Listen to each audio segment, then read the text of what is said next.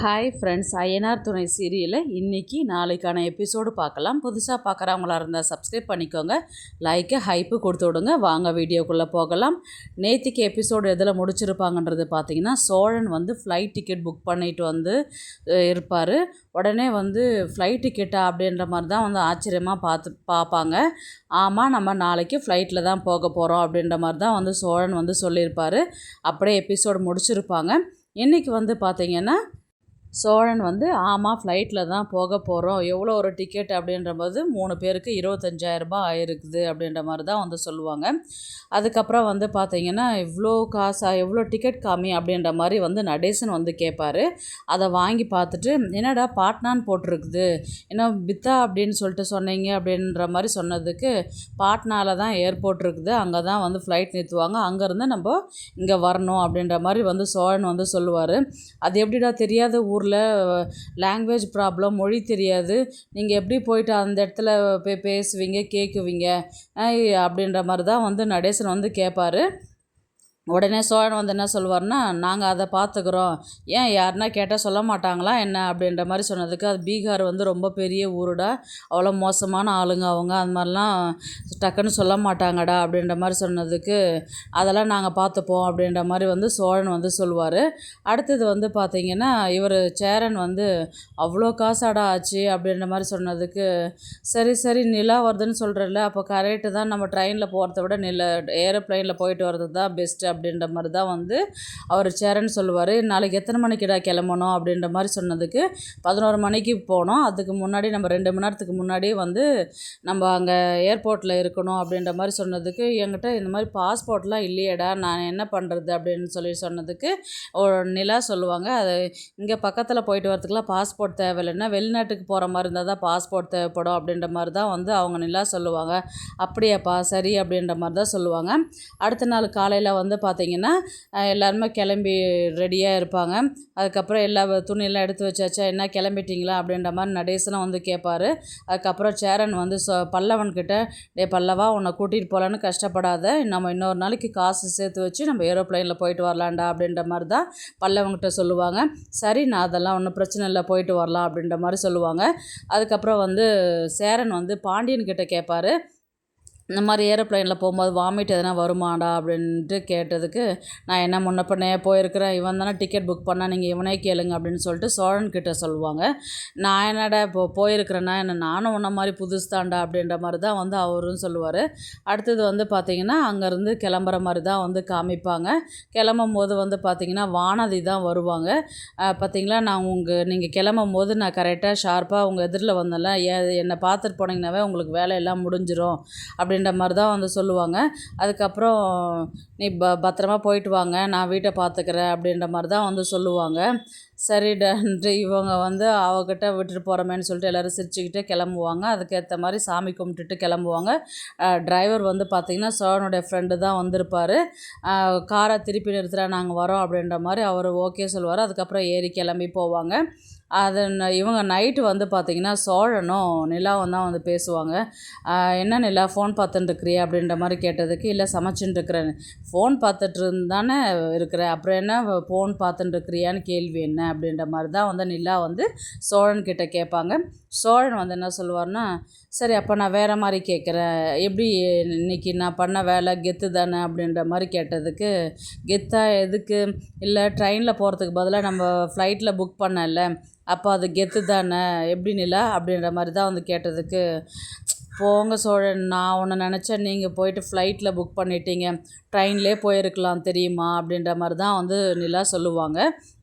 ட்ரெயினில் ஏன் நிலா அப்படி சொல்லிட்டு திடீர்னு அப்படின்னு சொல்கிறதுக்கு, இல்லை சோழன், 3 நாள் நம்ம போயிருப்போம், திரும்பவும் கிளம்பி வர்றதுக்கு 3 நாள் ஆயிருக்கும், 6 நாள் ட்ரெயின்லே நீங்களும் நானும் எவ்வளோ நேரம் பக்கத்தில் உட்காந்து பேசிக்கிட்டே போயிருக்கலாம் தெரியுமா, ஜாலியாக இருந்திருக்கோம் தெரியுமா அப்படின்ற மாதிரி தான் சொல்லுவாங்க. சிரிச்சுக்கிட்டே சொல்லுவாங்க அவங்க. சோழன் ஐயோ அப்படியா நிலா, நீ நினச்ச, நீ எனக்கு தெரியாது நிலா, அப்படின்னு தெரிஞ்சு தான் நான் ட்ரெயின்லேயே புக் பண்ணியிருப்பேன், ஆனால் ட்ரெயின்லலாம் டாய்லெட் ஃபெசிலிட்டிலாம் நல்லா இருக்காது, நம்ம ஃப்ளைட்டில் தானே போகிறோம், நம்ம அங்கே எதனா ஃபங்க்ஷன் இருக்குது இல்லை வேலை எதனா இருக்குதுன்னா பரவாயில்ல, பொறுமையாக கிளம்பி போகலாம், உடனே பேசிட்டு வரப்போகிறோம், இதுக்கு எதுக்கு அவ்வளோ நாள் போகணும் அப்படின்றதுனால தான் நான் ஃப்ளைட்லேயே புக் பண்ணினேன் நான் அப்படின்ற மாதிரி தான் வந்து சோழன் வந்து சொல்லுவார். இருந்தாலும் ட்ரெயினில் போயிருக்கலாம், நம்ம ஜாலியாக பேசிட்டு போயிருக்கலாம், 3 நாள் 6 நாள் ஒரு ட்ரிப்பு மாதிரி இருந்திருக்கோம், ஜாலியாக இருந்திருக்கோம் இல்லையா சோழன், நீங்கள் அதை மிஸ் பண்ணிட்டீங்க சோழன் அப்படின்ற மாதிரி நிலா வந்து நல்லா ஏற்றி விடுவாங்க. அதுக்கப்புறம் அச்சச்சோ நீங்கள் என்ன நிலா இப்படியெல்லாம் சொல்கிறீங்களே, நம்ம இன்னொரு வாட்டி எங்கன்னா நம்ம போகும்போது பிளான் பண்ணுவோம், ட்ரெயின்லேயே போயிட்டு வருவோம், அப்போது ட்ரிப்பு மாதிரி போயிட்டு வரோம், எல்லாருமே கூட்டிகிட்டு போயிட்டு வரலாம், பேசிட்டு ஜாலியாக இருக்கலாம் என்ன அப்படின்ற மாதிரி வந்து சொன்னதுக்கு அதுக்கப்புறம் நிலா வந்து சிரிச்சுக்கிட்டு, அதனால் என்ன சோழன் நீங்கள் நிலா இது ஃப்ளைட்டில் புக் பண்ணினது தான் வந்து கெத்து இது, ஏன்னா நம்ம அவ்வளோ தூரம் போகிறன்னும் போது ட்ரெயின்லலாம் அந்த அளவுக்கு ஃபெசிலிட்டிஸ் இருக்காது, நீங்கள் பண்ணது ரொம்ப நல்ல வேலை தான், நான் கூட எதிர்பார்க்கல, நீங்கள் அந்த வேலை பண்ணிட்டீங்க, கடன் வாங்கி பண்ணியிருக்கிறீங்க, அது கடனை திருப்பி கொடுத்துடணும் சரியா அப்படின்ற மாதிரி தான் வந்து நிலா சொல்லுவாங்க. அதுக்கு என்ன நிலா, அண்ணனுக்கு கல்யாணம் ஆனாலும் ஆகலைனாலும் நம்ம கடனை அடைச்சி தான் ஆகணும், கடன் வாங்கிட்டு அதில் நான் அடைச்சிட்றேன் நீ அதை பற்றிலாம் கவலைப்படாத, நம்ம எப்படி ட்ரெயினில் போகணும், நம்ம எப்படி ஜாலியாக இருக்கணும், அதை பற்றி மட்டும் நீ யோசி, மற்ற விஷயத்தில் நான் பார்த்துக்கிறேன் அப்படின்ற மாதிரி தான் வந்து சோழன் வந்து சொல்லுவார். இல்லைங்க இப்போ அண்ணன் சேரன் அண்ணன் வேறு ஒரு ப்ராஜெக்ட் வாங்கி கொடுத்துருக்குறாரு இல்லையா, அதில் எதனா முடிஞ்சிச்சுன்னா கூட காசு நான் கொடுத்தேன்னா அதை கொண்டு போய் நீங்கள் கடனை அடைச்சிருங்க அப்படின்ற மாதிரி சொல்லுவாங்க. அதெல்லாம் நான் பார்த்துக்கிறேன் இல்லை, நீ வந்து நம்ம எப்படி ட்ரெயினில் போகிறோம், எப்படி பேசுவோம், எத்தனை நாளைக்கு ட்ரிப்பு வேணும், அதை மட்டும் நீ யோசி, நீ கடனை பற்றியெல்லாம் யோசிக்காத, வீட்டை பற்றி யோசிக்காத, எல்லாத்தையும் நான் பார்த்துக்கிறேன் நான் அப்படின்ற மாதிரி தான் வந்து சோழன் வந்து சொல்லுவார். அதுக்கப்புறம் வந்து பார்த்திங்கன்னா வானதி வந்து வீட்டில் தான் இருப்பாங்க இல்லையா, வீட்டை வந்து கூட்டிக்கிட்டு இருப்பாங்க. அதுக்கப்புறம் நடேசன் வந்து குப்பை இல்லாத வீட்டில் என்னம்மா நீ பெருக்கின்னு இருக்கிற, வீடு வீடாக பெருக்கிறதே தான் வேலையை வச்சுருக்கிறியா அப்படின்ற மாதிரி கேட்டதுக்கு, என்னது நான் வீடு வீடாக பெருக்கிறேண்ணே, நீங்கள் வந்து பார்த்தீங்களா அப்படின்ற மாதிரி வானதி வந்து நடேசனை பார்த்து கேட்பாங்க. அதுதான் பாண்டியனும் சொல்லுவாங்க, அதுதான் அவர் தான் சொல்கிறாரு, குப்பை இல்லாத வீட்டில் ஏன் நீ பெருக்கின்னு இருக்கிறேன், அது இல்லை பாண்டி எவ்வளோ தூசியாக இருக்குது பார், நான் பெருக்கி க்ளீன் பண்ணுறேன், இதெல்லாம் என் வீடு இல்லையா, இங்கே தானே நான் வந்து இருக்க போகிறேன், வேலையெல்லாம் செய்யணும் இல்லையா அப்படின்ற மாதிரி தான் வந்து சொல்லுவாங்க. அதுதான் வானதி எதுவும் வேணாம் விட்டுட அப்படின்ற மாதிரி சொல்லுவாங்க. பல்லவன் வந்து நானும் சொல்லிவிட்டு அவங்க அதை கேட்க மாட்டேங்கிறாங்க அப்படின்ற மாதிரி வந்து சொன்னதுக்கு, சரி விடுறா, நம்ம சொன்னாவ கேட்கவே மாட்டா, ஆனால் சிரிக்காத தயவுசெய்து, சிரிச்சானா அவள் அதுக்கு வேறு கோவப்படுவா, கொஞ்சம் நேரம் அமைதியாக இருடா பல்லவா அப்படின்னு பாண்டியன் வந்து பல்லவங்கிட்ட சொல்லுவாங்க. அடுத்தது வந்து பார்த்திங்கன்னா இன்றைக்கி லஞ்சுக்கு என்ன சாப்பிட்லாம் அப்படின்ற மாதிரி கேட்டதுக்கு, பிரியாணி சாப்பிட்லாம் அப்படின்ற மாதிரி வந்து பாண்டியனும் பல்லவனும் இது பண்ணுவாங்க. சரி நம்ம பக்கத்தில் இருக்கிற பாய் கடையில் நம்ம பிரியாணி வாங்கிக்கலாம் லஞ்சுக்கு அப்படின்ற மாதிரி தான் சொல்லுவாங்க.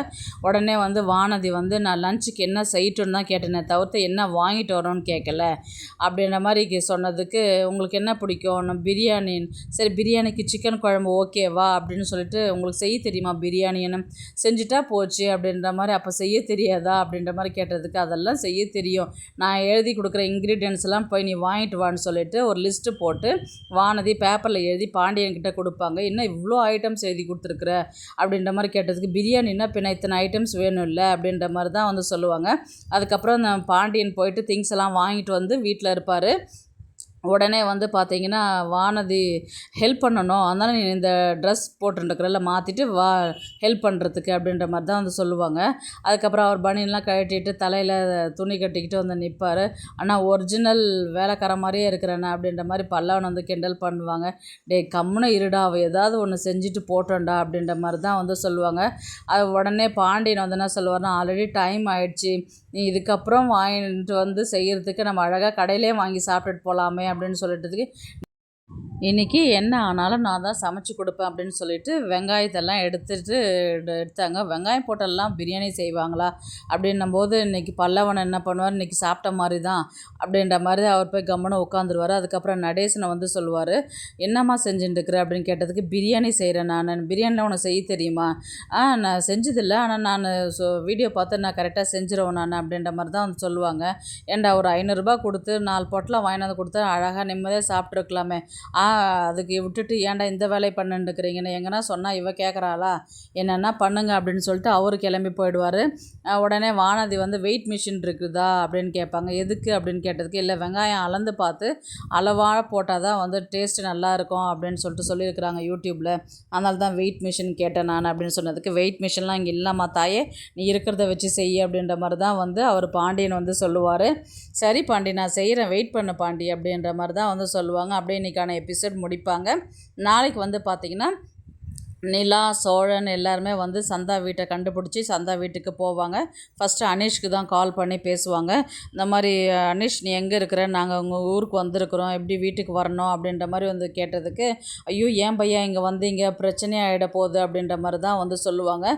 உடனே சோழன் அந்த ஃபோனை வாங்கி பேசி, எதுவானாலும் பரவாயில்ல பையா, இப்போ நாங்கள் இப்போ உங்கள் வீட்டில் வந்து பேசிவிட்டு சந்தாவை பார்த்துட்டு போகலான்னா, சந்தாவுக்கு பார்த்துட்டு போனால் தான் அவங்களுக்கும் ஒரு தைரியம் இருக்கும், அதனால் நீங்கள் எங்கே இருக்கிறீங்க என்ன பண்ணுறீங்கன்னு சொல்லிட்டு கேட்டதுக்கு, சரி இருங்க நான் வரேன் அப்படின்னு சொல்லிட்டு அனீஷ் கூட்டிகிட்டு போயிட்டு அவங்க வீட்டுக்கு தான் போவாங்க.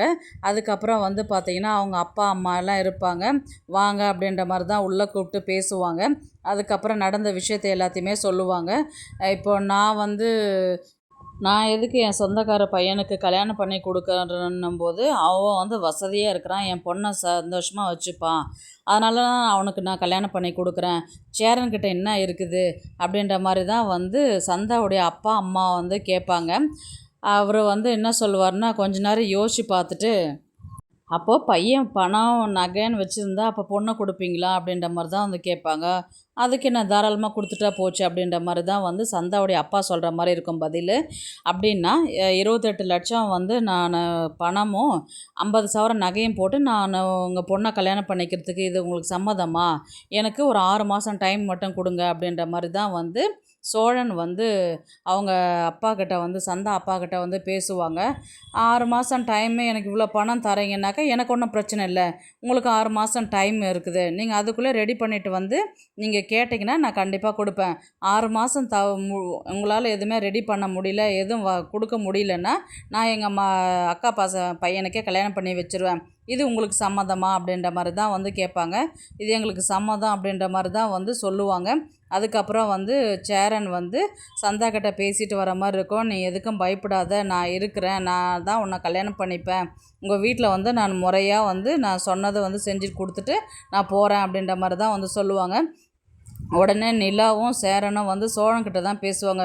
என்னடா திடுதிப்புன்னு வார்த்தையை விட்டுட்டு, அவ்வளோ பணமும் அவ்வளோ நகைக்கு நம்ம எங்கே போகிறது, நீ எப்படிடா இந்த மாதிரி விட்ட, எப்படிடா சமாளிக்க போகிறது, ஆல்ரெடி அவ்வளோ கடன் இருக்குது, அவ்வளோ பிரச்சனை இருக்குது, பத்தாததுக்கு இது வேறையா அப்படின்ற மாதிரி தான் வந்து சேரனும் நிலாவும் வந்து சோழன்கிட்ட பேசுவாங்க. நீங்கள் எதுக்கும் கவலைப்படாதீங்க, அன்றைக்கான 6 மாதம் தானே நம்ம டைம் கேட்டிருக்குறோம்ல, அந்த 6 மாதத்துக்குள்ளே என்னால் முடியும், கண்டிப்பாக நான் உனக்கு கல்யாணம் பண்ணி வைப்பேன், நான் அவங்களுக்கு சொன்னதை நான் செய்வேன் அப்படின்ற மாதிரி தான் வந்து சோழன் வந்து ஒரு தைரியத்தை கொடுப்பாரு. யாருக்கு, சேரனுக்கும் நிலாவுக்கும். நிலாவுக்கு வந்து பார்த்திங்கன்னா ஒரு பக்கம் பயமாக இருக்கும், ஒரு பக்கம் வந்து எப்படி செய்ய போகிறாரோ, மறுபடியும் ஏதாவது பிரச்சனை கொண்டு வந்து விடுவாரோ அப்படின்ற மாதிரி தான் வந்து நிலா வந்து யோசிக்க ஆரம்பிப்பாங்க. காரணம் 5 லட்சம் வேணுன்னும் போது வந்து அவர் வேலை செய்கிற இடத்துல வந்து திருடுற சூழ்நிலைக்கு போயிடுச்சு. 28 லட்சத்துக்கு இவர் என்ன பண்ணுவார் அப்படின்றது தான் வந்து அவங்க மைண்டில் ஓடும். இப்போ என்ன பண்ணுவார், இப்போ இவர் வந்து வாழ்க்கையில் முன்னேறுவாரா, ஏதாவது பிரச்சனையை வந்து ப்ராப்ளத்தை வந்து சால்வ் பண்ணிவிட்டு செய்வாங்களா, இல்லை நிலாவுக்கு வந்து ஒரு நல்ல பிஸ்னஸ் மூலயமா நல்ல ஆப்பர்ச்சுனிட்டி, இப்போ ஆல்ரெடி சேரன் மூலயமா வந்து ஒரு ஆப்பர்ச்சுனிட்டி கிடச்சிருக்குது இல்லைங்களா ஆர்கிடெக்ட் வேலைக்கு, அது மூலயமா வந்து நிலா நல்லா ரீச் ஆகிட்டாங்கன்னா நல்லா அவங்க சம்பாதிப்பாங்க, அதன் மூலயமா பணத்தை சேர்த்து வச்சு சேரனுக்கு வந்து கல்யாணம் பண்ணுற மாதிரி தான் வந்து கதையை கொண்டு போவாங்க. பார்க்கலாம் சந்தாக்கும் சேரனுக்கும் எப்போ கல்யாணம் ஆக போகுது, இந்த பிரச்சனையை எப்படி வந்து சோழன் தீர்த்து வைப்பார்ன்றதை வந்து பார்க்கலாம். இந்த வீடியோ உங்களுக்கு பிடிச்சிருந்தா ப்ளீஸ் லைக் பண்ணுங்கள், ஷேர் பண்ணுங்கள், சப்ஸ்கிரைப் பண்ணுங்கள். தேங்க்ஸ் ஃபார் வாட்சிங். இந்த வீடியோ பிடிச்சிருந்தா லைக் பண்ணுங்க, நம்ம சேனலை சப்ஸ்கிரைப் பண்ணுங்க. உங்க ஆதரவு ரொம்ப முக்கியம். நன்றி.